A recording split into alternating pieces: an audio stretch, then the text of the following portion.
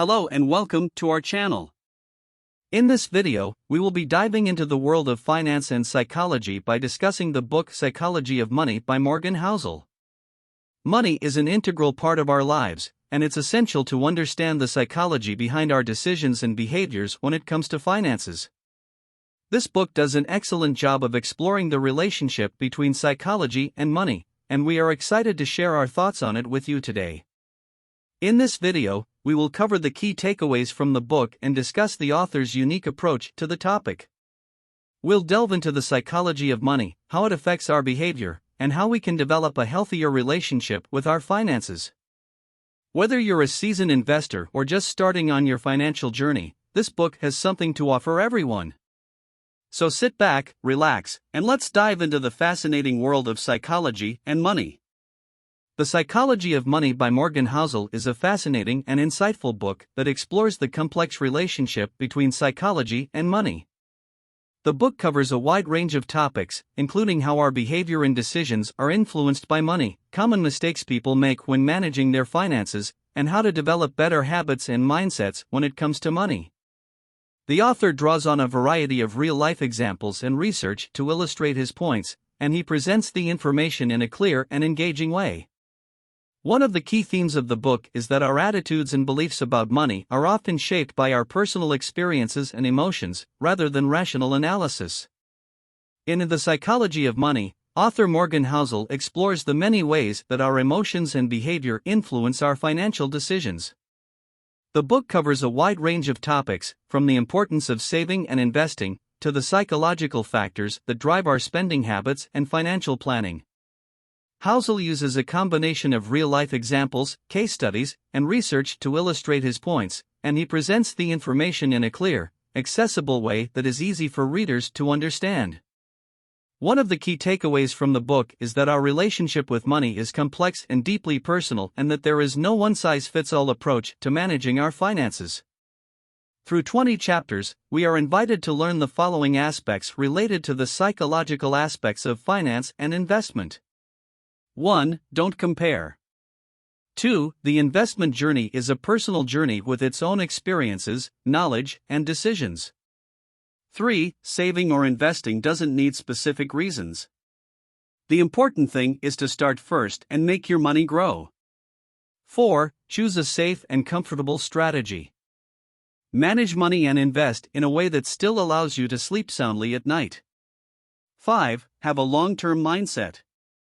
If we invest for the long term, time and the power of compound interest will work wonders.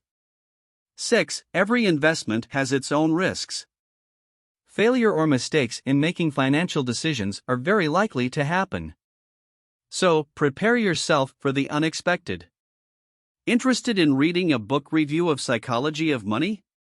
Sure, we can help you with that. Here's a summary of the 20 chapters of the best-selling book Psychology of Money. It might help you to better understand how to manage your finances. Chapter 1: No one's crazy. Financial decisions are the result of our knowledge and experience. Therefore, no one is crazy, only people who are learning and applying what makes sense to them. There's no need to be ashamed or afraid to start investing. Start with a small amount and try the safest instruments, such as money market mutual funds. Chapter 2: Luck and Risk.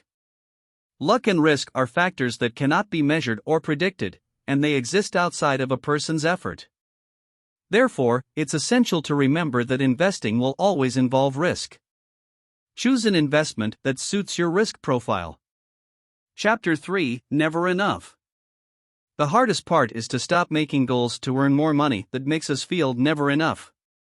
As investors, we also need to learn to feel satisfied. Don't risk what you have for something you may not need because of greed. Chapter 4: Confounding Compounding. A good investment is not only about getting high returns, as that usually doesn't happen all the time. What's more important is to get good and adequate returns that you can maintain in the long run. Chapter 5: Getting Wealthy versus Staying Wealthy. Becoming rich and maintaining wealth are different things. To become rich, we need to take greater risks and be optimistic. But to maintain wealth, We need to remain optimistic but be humble and have a sense of pessimism or fear to survive. Hope for the best, but prepare for the worst. Chapter 6, Tails, You Win. Luck in investment may be a small part of all the efforts and decisions that have been made. To achieve success, there will be failures along the way. Because no one can always make the right decisions. Therefore, it's essential to remain consistent in the long run to achieve financial goals. Chapter 7, Freedom. Real wealth is not about money but about time and freedom to control time. Having enough money to be freer to do what you want with the time you have is one of the main investment goals. Chapter 8, Man and the Car Paradox. Many people consider wealth and expensive things as a measure of being admired and respected by others. But a humble attitude, empathy, and kindness are what will bring greater respect and admiration. So, let's try to reduce pride and FOMO, fear of missing out, by allocating the extra money for savings. Chapter 9, Wealth is What You Don't See. Wasteful behavior, such as spending money, is what actually makes rich people go bankrupt. They have money, but they don't have wealth. Therefore, true wealth is money that you don't spend on things but invest in to keep growing. Chapter 10, Save Money. Building wealth is more related to how much money you save, rather than how much income or returns you receive. So, the more you can save, the better for building wealth. Chapter 11, Reasonable Rational. It's not just about logic or data, but also emotions that affect financial decisions. So, when making financial decisions, don't just focus on the numbers but also on your feelings. Combine both to get better and more accurate decisions. There's no need to be too rigid when making decisions because investing also has an element of art, and humans have an emotional side. Making a reasonable decision is a middle ground. Chapter 12, Surprise. Uncertainty always exists in life, including in investments. Don't rely too much on high hopes, but don't be too pessimistic either. It's better to do research, learn from experience, and don't be afraid to make changes if necessary. We can't fully rely on past events in making financial decisions for the future. Because, in any case, we will not know what will happen in a world that continues to develop and change. Chapter 13, Room for Error. Mistakes in making financial decisions are normal. However, the most important thing is that we learn from those mistakes and make improvements in the future. Don't be afraid to start over even if you made a mistake, because mistakes are part of the learning process. In financial planning, it should be understood that there may be things that may not go according to plan in the future. Because the future can never be predicted. So be prepared for the unexpected. A simple example is preparing an emergency fund. Chapter 14, You'll Change. Someone's financial condition can change over time. Therefore, it is important to continuously update and adjust your financial plan to remain in line with your current financial situation. Don't get stuck with an old and no longer relevant plan. Long-term financial planning is difficult because our desires and needs will change over time. The key is to maintain investment goals without being easily influenced by external factors, let alone our desires. This is what will make us consistently achieve financial goals. Chapter 15, Nothing's Free.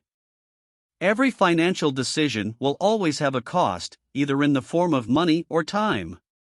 Therefore, before making a financial decision, make sure that the cost is worth the benefit you will receive. Everything has a price, but not all prices are visible. Like the return on investment that is never free. You have to pay with a price in the form of a fluctuating market. That's why we often hear the term high risk, high return in investing, which means that the potential for high profits is usually accompanied by high risks as well. Chapter 16, You and Me. The influence of close people is significant in making financial decisions. Therefore, it is important to choose a positive and supportive environment and avoid environments that can influence you to make poor financial decisions. Everyone has different investment goals and time frames. Don't be easily tempted by the actions or ways of others who actually have different goals than you. Chapter 17: Saving is a mental skill. Saving is a skill that must be learned and practiced continuously. Don't be afraid to start small and gradually increase your savings over time. Being pessimistic makes us lower our expectations about what will happen to our investments. That's why pessimism seems more reasonable than people who are too optimistic. So, in addition to optimistically calculating the potential for investment profits, we also have to prepare ourselves for the worst-case scenario. Chapter 18: Half of Life is Habits. Good habits in managing finances are the key to success in achieving your financial goals. Therefore, start getting used to setting aside a portion of your income to save, and avoid the habit of being wasteful or spending money on things that are not important. Every investor has different knowledge, views, and financial goals. So there is no one right answer, there are only choices that are right for you. Chapter 19: Out of Sight, Out of Mind. This chapter is a summary of the previous 18 chapters. Morgan writes that we should be able to manage our money in a way that allows us to sleep soundly at night. Start saving for the long term, even if you don't have a specific financial goal yet. Keeping money in a place that is difficult to access or not visible can help avoid the temptation to spend it on unnecessary things. For example, by keeping money in a savings account that is not connected to an ATM or internet banking. Chapter 20: Wealth is a Choice. Wealth is not just about how much money you have. Morgan Housel, as the author, says that his investment strategy does not depend on choosing the right sector or market timing. Morgan relies more on a large savings allocation, patience, and focus on long-term goals. And in the end, finance and investment are not just about the numbers. But there is also a psychological side that we need to understand so that we can be prepared when making and implementing financial decisions. Overall, The Psychology of Money is an insightful and thought-provoking read that will challenge readers to reconsider their own attitudes and beliefs about money. Whether you are a seasoned investor or just starting out on your financial journey, this book is full of practical advice and insights that will help you make better decisions and achieve your financial goals.